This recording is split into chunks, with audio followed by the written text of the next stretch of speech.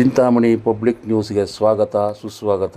ನೇರ ನಿಟ್ಟ ನಿರಂತರವಾದಂತಹ ನಮ್ಮ ಏಕೈಕ ಚಾನಲ್. ದಯವಿಟ್ಟು ಇದನ್ನು ಲೈಕ್ ಮಾಡಿ, ಶೇರ್ ಮಾಡಿ, ಸಬ್ಸ್ಕ್ರೈಬ್ ಮಾಡಿ ಪ್ಲೀಸ್.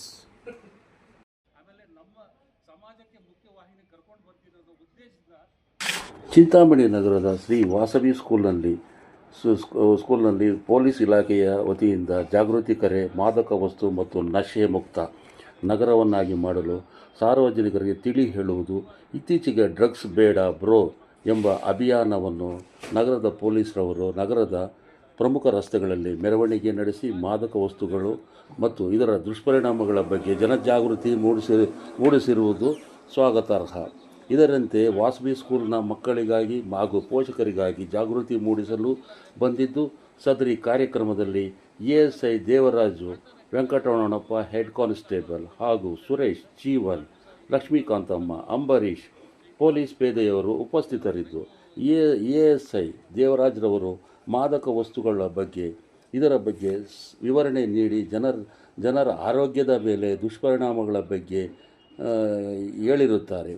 ಇದರ ಬಗ್ಗೆ ವಿವರಿಸಿ ನಂತರ ವೆಂಕಟರಮಣಪ್ಪ ಹೆಡ್ ಕಾನ್ಸ್ಟೇಬಲ್ರವರು ಹೆಣ್ಣು ಮಕ್ಕಳಿಗೆ ಕೀಟಲೆ ಮಾಡುಗ ರೋಡ್ ಸೈಡ್ ರೋಮಿಯೋಸ್ ಇವರಿಗೆ ಎಚ್ಚರಿಕೆ ಕೊಟ್ಟು 112ಗೆ ಕೂಡಲೇ ಕರೆ ಮಾಡಲು ತಿಳಿಸಿದರು. ನಂತರ ಚಿಂತಾಮಣಿ ಪಬ್ಲಿಕ್ ನ್ಯೂಸ್ನ ಸಂಪಾದಕರಾದಂತಹ ಎನ್ ಕೃಷ್ಣಮೂರ್ತಿರವರು ಮಾತನಾಡಿ, ಸ್ಕೂಲ್ ಆವರಣದಲ್ಲಿ ಮತ್ತೆ ನಿಮಗೆ ಮಾಹಿತಿ ಲಭ್ಯವಿದ್ದರೆ ಈ ಕೂಡಲೇ ಪೊಲೀಸರ ಗಮನಕ್ಕೆ ತರಲು 112 ಕರೆ, ಇದರ ಮಹತ್ವದ ಬಗ್ಗೆ ಸವಿಸ್ತಾರವಾಗಿ ಸೂಚಿಸಿ ತಿಳಿಸಿದರು.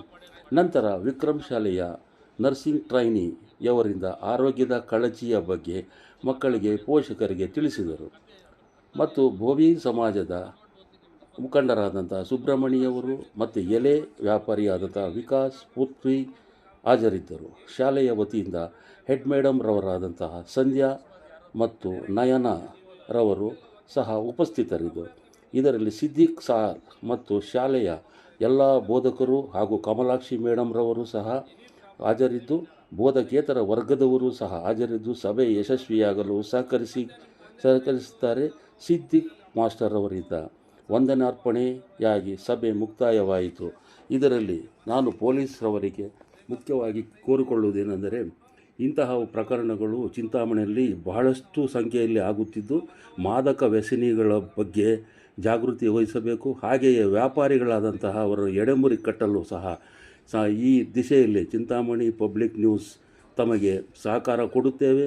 ಮತ್ತು ಎಡೆಮುರಿ ಕಟ್ಟು ಇಂಥ ಸಮಾಜಕ ಘಾತಕ ಶಕ್ತಿಗಳನ್ನು ಕೂಡಲೇ ನ್ಯಾಯಾಲಯದ ಕಸ್ಟಡಿಗೆ ಸುಪರ್ದಿಗೆ ಕೊಟ್ಟು ಇದರಿಂದ ಚಿಂತಾಮಣಿ ಮುಕ್ತ ನಗರವನ್ನು ಮಾಡಲು ಪೊಲೀಸರವರು ಈಗಾಗಲೇ ಶ್ರಮಿಸುತ್ತಿದ್ದಾರೆ.